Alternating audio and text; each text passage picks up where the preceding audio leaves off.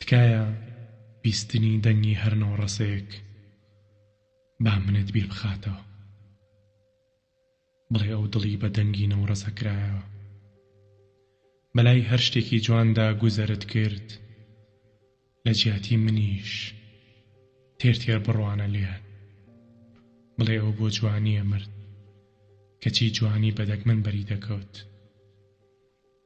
هەموو ئێوارەیەک گوێ لە بێدەنگی شارە ساردەکەت بگرە، بڵێ ئەو دڵی بەست بووی، کەچی گەرم خۆی نیشانەدام.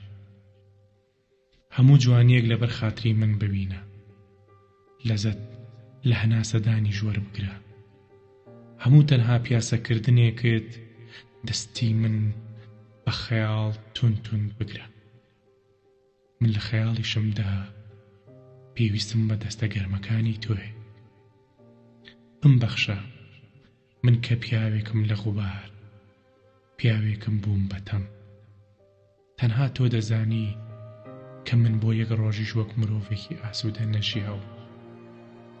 ئەرە چ دەبوو من نەوڕەسێکی لا دەریاچەیەکی نزیک ماڵیەوە بە، چ دەبوو باڵندەیەکی خۆش خوێنی بارکۆنی ماڵەکەتان بە.